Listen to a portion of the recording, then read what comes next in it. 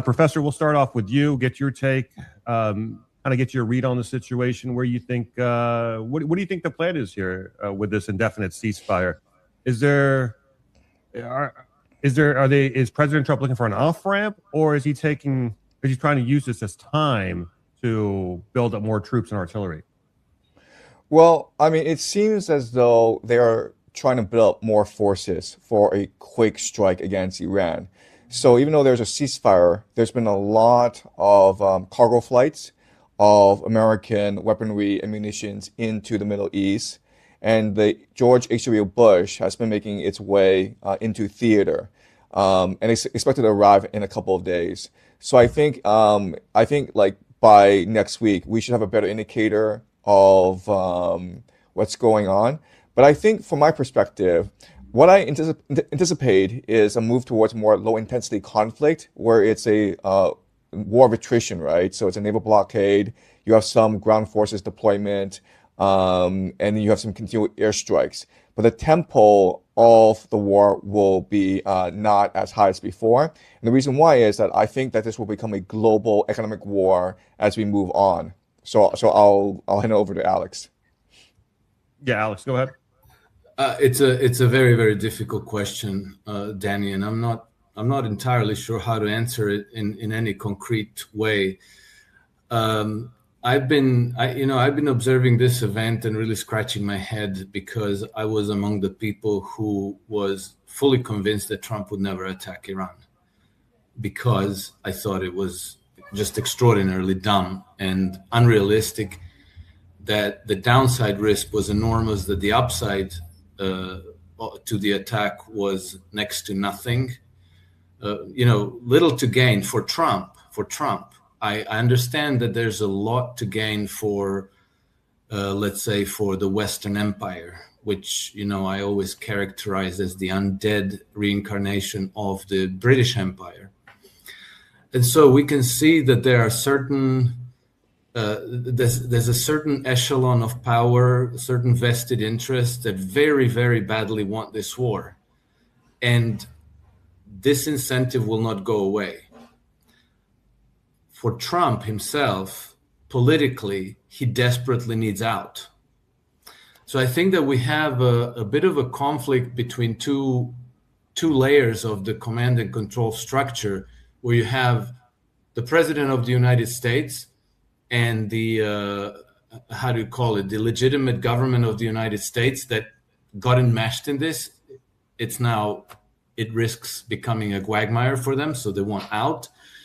And then there's a higher level that definitely wants this war. And the reason why they want this war, okay, let's first say why Trump and U.S. government and the U.S. military, the Pentagon, and so forth, the whole, the whole organization doesn't want the war, because they can't win it and because they risk losing very bigly. And it's going to cost Trump politically his presidency, his legacy, very likely loss of midterm elections. And so everything that he at least ostensibly tried to achieve gets derailed fatally, permanently. And so on the other side, why do they want to continue the war? Let's start with the fact that Iran is the 5th richest nation in the world in terms of natural resource wealth. And it's estimated at about 30 trillion US dollars.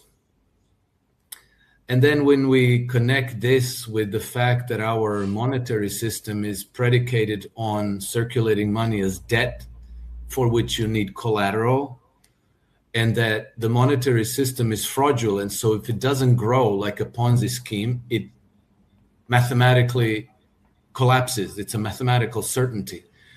So in order for the whole thing to stay together, to not implode, they need to bring new collateral into the equation. And so this is why, we've had colonialism for the last 500, 600 years, and why this colonialism never ends, and they never give up on going after one resource-rich nation or region after the next. So you have Russia, Ukraine, Iran, Iraq, Syria, Libya, Venezuela.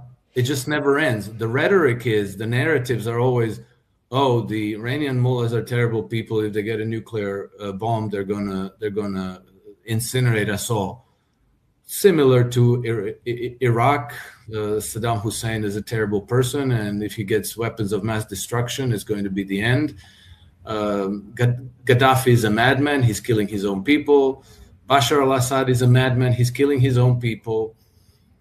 We can run the clock back however far you want. In 1971, Salvador Allende is a communist. If he stays, then, there's going to be domino effect, communism spreading. So we're always fighting demons around the world. We always find some evil that we need to stomp out. But it's just, kind of strangely correlated that we always seem to be attacking resource-rich regions. And so this is a constant which has given us colonialism, which has given us forever wars, and it never goes away. And they never give up. Like if we look at the history of Russia, you could go back to 1200s and find the Pope in Rome inciting German and Latvian nobles to conduct military campaigns into territories of today's Russia.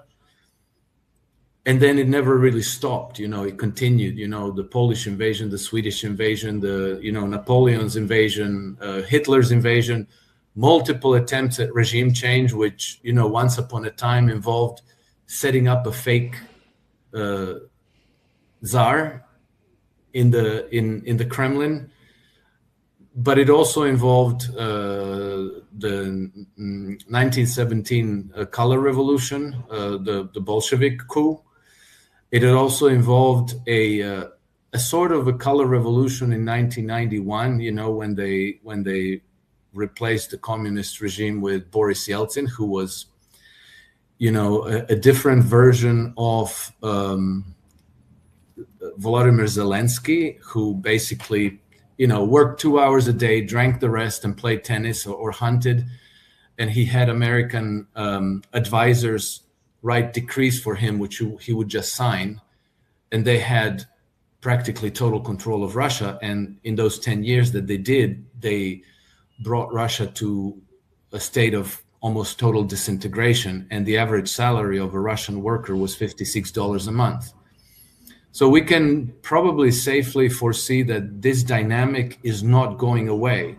Trump might go away, but it would be the umpteenth time that the American people vote. They always vote for anti-war presidents, for anti-war candidates, people who promise them no more foreign wars, we're going to change everything, hope and change, blah, blah. But they always get more war. It doesn't matter who they vote for. Trump was going to be a radical change in policy course, but here we are again, same rhetoric, same policies. You remember, sorry, I'm making it long, but I'll wrap up quickly. Remember, it was only in December, sounds like forever ago, but it was only in December that the United States, the Trump administration published the national security strategy for the United States. And what was it? It was like, enough of this nation building, global wars, we're withdrawing into our own hemisphere.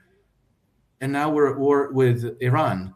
Not only, the United States is also at war in Sudan and Somalia. This has been, beyond the smokescreen of Iran war. But this year, the United States has bombed Somalia 58 times. Nobody's talking about it, but, this is real. So it seems that between the Trump administration and whatever higher echelon is actually dictating foreign policy, there's a conflict.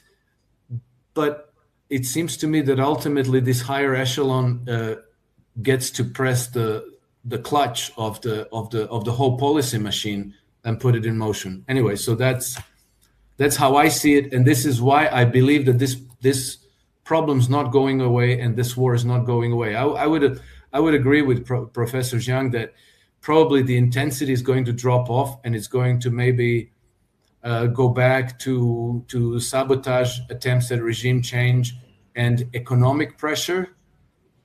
But I think that the dynamic has changed, and now that Iran is actually in control of that conflict rather than the empire.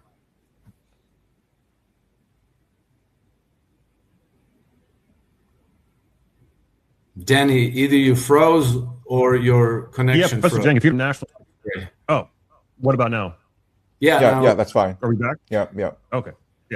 Yeah. So thank you so much for laying all that out, Alex. Professor Jiang, if you don't mind commenting on the national security strategy document that came out in December that Alex just alluded to, because you've done some research into that document and kind of make sense of what we're seeing today versus what was outlined in that document. Is there a disconnect, or are things going according to what the document outlined? I mean, what's your view?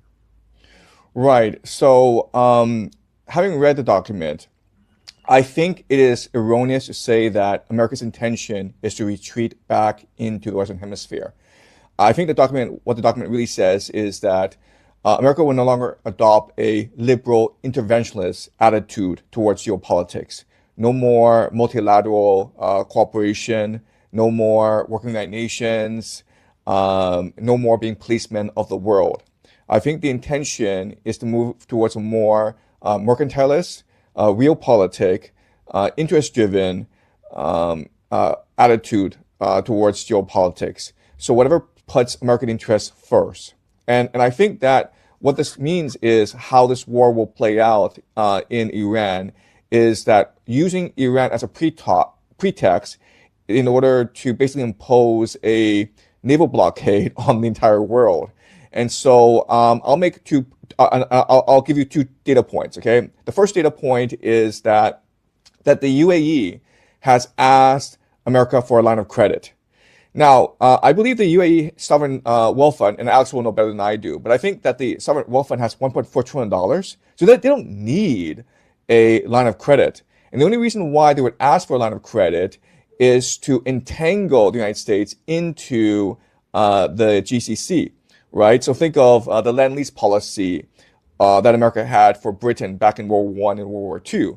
And eventually the Lend-Lease became so exorbitant that America had to come into the war to save Britain from military defeat against Germany. And the same situation happened in the GCC, where UAE first asked for some credit, but then Saudi Arabia comes in, and eventually America has to lend trillions of dollars to the GCC in order to finance this war, right? But that's good for America because, as Alex points out, what they want are collaterals.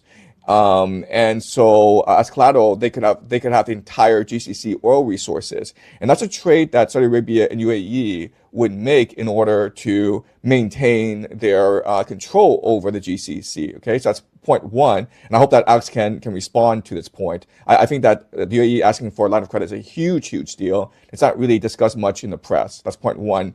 Point two is, if you look at what America is doing in terms of foreign policy, what they're trying to do is establish a firm control over maritime choke points around the world. So, the Indonesian defense minister recently visited Washington, D.C., and they signed a treaty giving America access to Indonesian airspace. And an Indonesian minister has said that maybe now that Iran is collecting tolls on the Strait of Hormuz, Indonesia should collect tolls on the Strait of Malacca. Now, from the Chinese perspective, this is huge because 80% of China's energy imports go through the Strait of Malacca. 90% of all imports and trade go through for China through the Strait of Malacca. Okay, but that's just the Strait of Malacca. Remember, there's also the Strait of Gibraltar, and the United States and Morocco are now negotiating a treaty there. There is the Panama Canal, and America is exerting more control over that. So we can expect what's going to happen in the next few months is that America is going to have a firm lock on these maritime choke points. Right now, the American Navy is committing piracy over the oceans. So originally, Trump said that they want to impose a naval blockade on the Iranians, but you can't do that because then you'll be too close to Iranian missiles and drones. So they're now sitting off the Indian Ocean, and they're now. I think they've already seized 2 Iranian vessels. I think Alex will know more about this than I do. And then Lindsey Graham came out and says, you know what? We should do this for the entire world. You know, our ships should be everywhere to capture these Russian shuttle fleet tankers, these Iranian ships, these Chinese ships that are evading sanctions for the good of the world. So I will just point these 2 things out in that, you know, it seems as though it's all very chaotic, but if you zoom out, and this is what Alex said, it's in the best interest of transnational capital to have this to have these maritime blockades going around, and they're hoping to basically indebt the rest of the world to U.S. treasuries in order to finance this war.